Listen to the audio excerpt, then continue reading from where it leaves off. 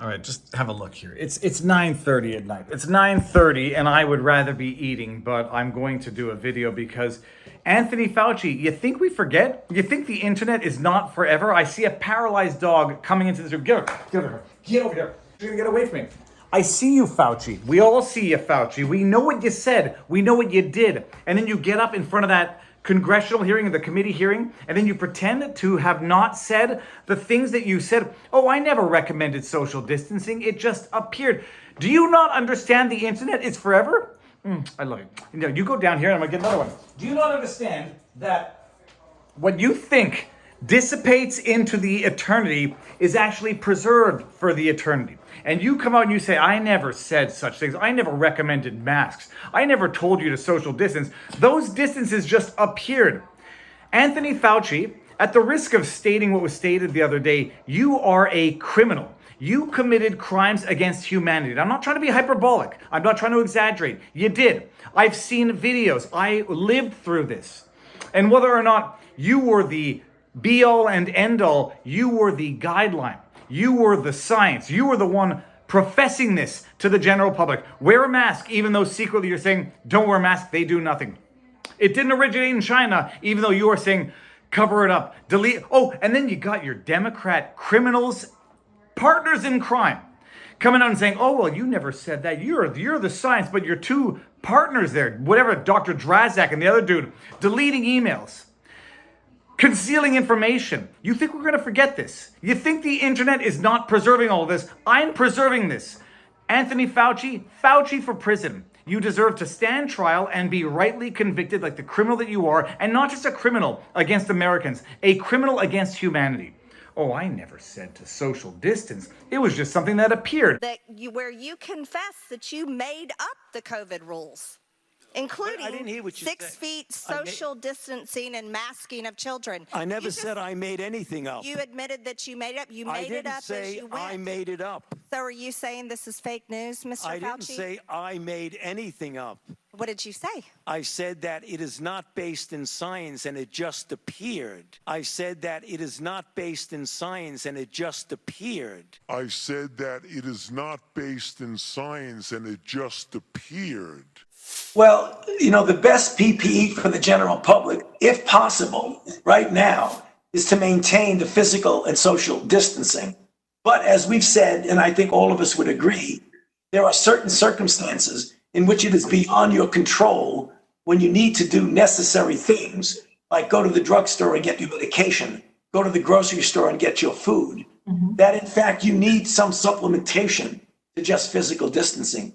And that's the reason why some time ago, the recommendation was made, I believe it was Dr. Redfield at the CDC who first said that, about getting some sort of a covering. We don't want to call it a mask because back then we were concerned we would be taking masks away from the healthcare providers. But some sort of mask-like facial covering, I think for the time being, should be a very regular part of how we prevent the spread of infection.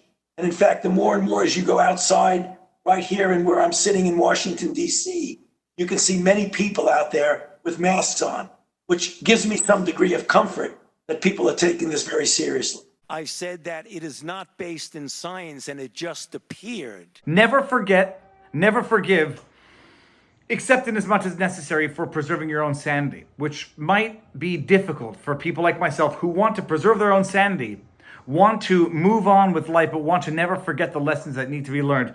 Anthony Fauci for jail, for prison. Fauci for prison. What do you say? Yes. Smells terrible.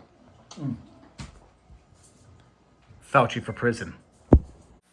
Over the past 15 months, the Select Subcommittee has pored over more than 425,000 pages of documents provided to us by government agencies, universities, and private citizens.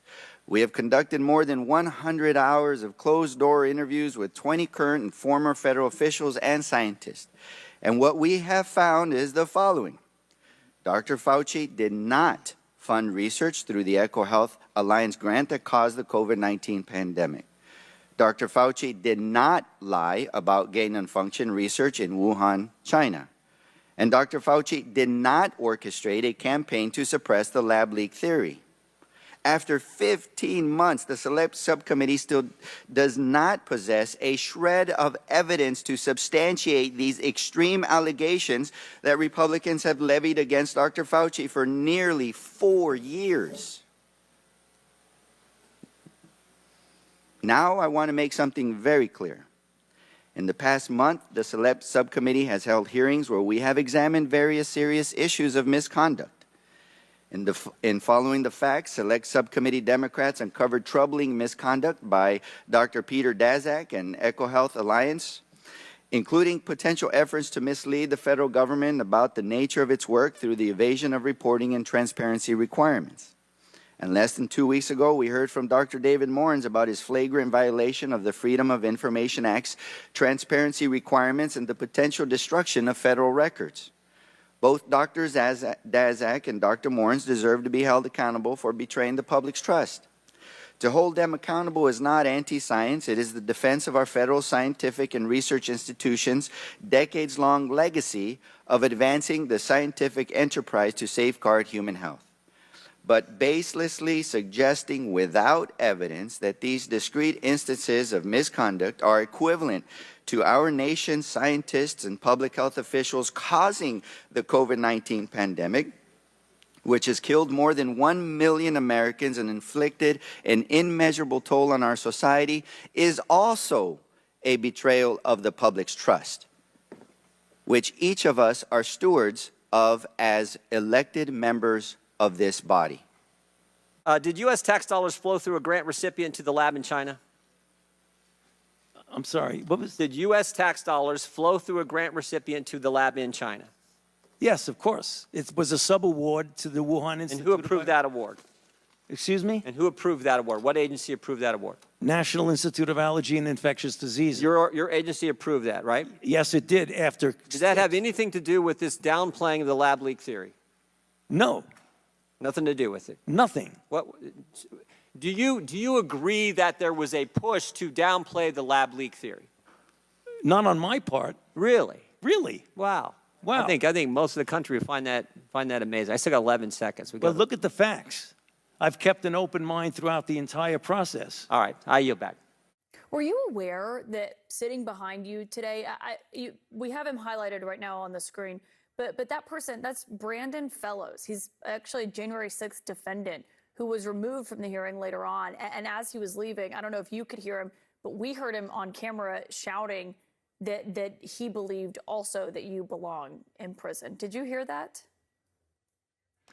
I didn't hear it, but it was brought to my attention before. And there was also someone behind me, I don't know if it was the same person, who was identified as someone who just got out of jail for being arrested for the January 6th attack on the Capitol.